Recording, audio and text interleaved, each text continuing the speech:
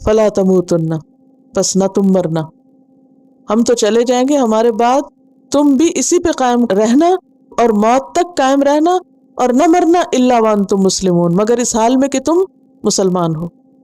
تمہاری موت اسلام ہی کی حالت میں آئے، خواہ اس راستے میں کتنی رکاوٹیں کیوں نہ آئیں، پھر بھی تم کس پہ قائم رہنا؟ دین پہ قائم رہنا، یعنی کسی صورت تمہاری موت نہ آئے مگر یہ کہ تم مسلمان ہو۔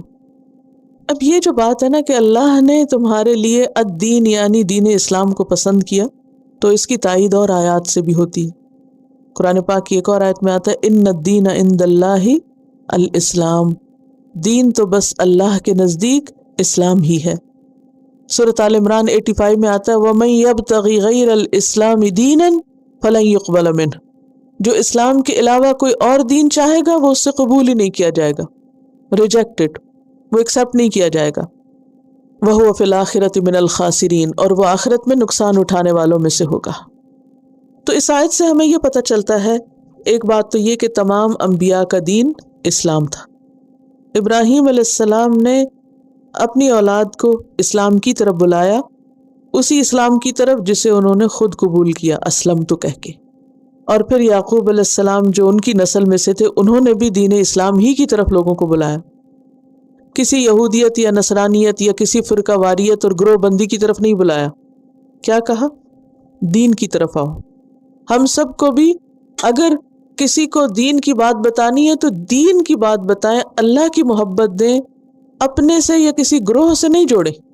اور پھر یہ ہے کہ دین جو ہے وہ ایک نعمت ہے، جیسے قرآن پاک میں سورۃ المائدہ میں آتا نا الیوم اکملت لکم دینکم واتممت علیکم نعمتی، آج میں نے تمہارا دین تمہارے لیے مکمل کر دیا اور اپنی نعمت تم پہ پوری کر دی۔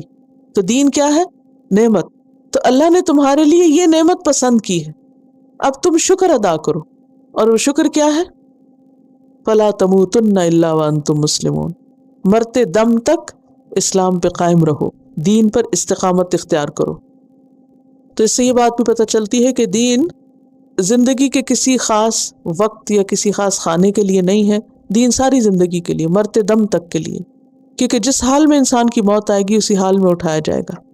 اگر کوئی شخص ساری زندگی دیندار رہے اور آخری عمر میں جا کے اس سے ہٹ جائے تو وہ اس کا پچھلا سب ختم ہو جائے گا، ضائع ہو جائے گا۔ امام احمد بن حنبل کے بارے میں آتا ہے کہ جب ان کی وفات کا وقت آیا تو وہ بستر مرگ پہ تھے، تو جو موت کی بے ہوشی ہوتی ہے اس میں اگر آپ نے کسی کو مرتے ہوئے دیکھا ہو تو آپ کو معلوم ہوگا کہ آخری وقت جو ہوتا ہے مشکل وقت ہوتا ہے اور انسان کے اوپر بے ہوشی طاری ہونے لگتی ہے۔ عام طور پہ جو نارمل ڈیتھ ہوتی ہے اس میں کیا ہوتا ہے کہ آخری وقت میں آنکھیں بند ہو رہی ہیں، بے ہوشی طاری ہو رہی ہے، پھر تھوڑی دیر کے بعد ایک دم لگتا ہے کہ جیسے ہوش آ گئی۔ سکرات الموت اس کو کہتے ہیں، موت کی بے ہوشیاں، بے ہوشی ہوئی، تھوڑا فاقہ ہوا، پھر بے ہوشی ہو گئی۔ جیسے عموماً مریضوں کو آپ نے دیکھا ہوگا کہ جب بیمار ہوتا ہے کوئی انسان، ادھر ہو گیا اس کو اونگ آ گئی، پھر آنکھ کھل گئی، پھر ادھر تکلیف میں انسان نہ پوری طرح سو سکتا ہے نہ جاگ سکتا ہے۔ تو بہرحال امام احمد بن حنبل جو تھے وہ بے ہوشی کے سے عالم میں تھے اور اپنی انگلی اٹھا کے کہہ رہے تھے ابھی نہیں ابھی نہیں۔ تو ان کا بیٹا دیکھ رہا تھا کہ یہ کس سے بات کر رہے ہیں اور کیوں کہہ رہے ہیں ابھی نہیں ابھی نہیں۔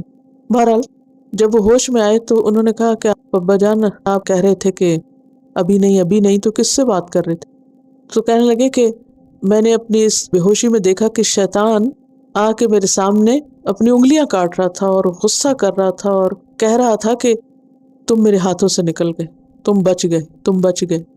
تو میں اس کو کہہ رہا تھا ابھی نہیں بچا، جب تک کہ میں مر نہ جاؤں، کیونکہ شیطان تو آخری لمحے میں بھی کیا چاہتا ہے کہ کوئی نہ کوئی ایسی بات منہ سے نکلوا دے، کوئی ایسی چیز کروا دے کہ جس سے انسان کا خاتمہ خراب ہو۔ اسی لیے ہم سب کیا دعائیں مانگتے کہ یا اللہ ہمارا خاتمہ اچھا کرنا، اور یہ دعا مانگنی بھی چاہیے کہ اللہ خاتمہ ایمان پہ ہو، وَلَا تَمُوتُنَّ إِلَّا وَأَنْتُمْ مُسْلِمُونَ، کیونکہ شیطان تو آخری دم تک بھٹکاتا ہے انسان کو۔